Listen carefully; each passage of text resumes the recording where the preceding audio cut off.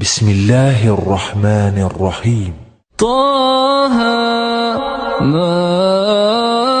أنزلنا عليك القرآن لتشقى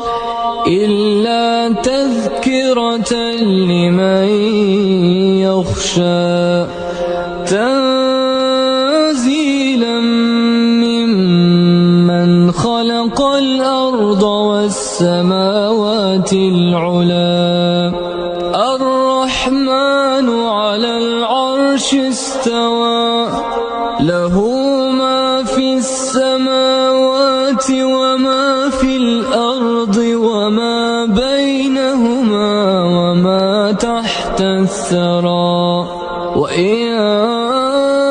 تجهر بالقول فإنه يعلم السر وأخفى الله لا إله إلا هو له الأسماء الحسنى وهل أتاك حديث موسى إذ رأى نارا فقال لأهلهم كثوا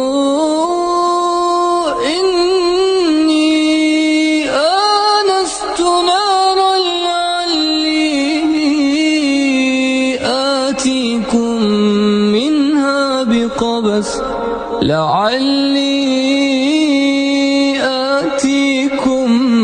منها بقبس أو أجد على النار هدى فلما أتاها نودي يا موسى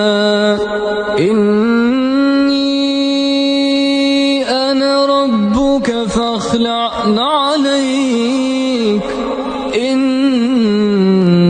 بالوادي المقدس طوى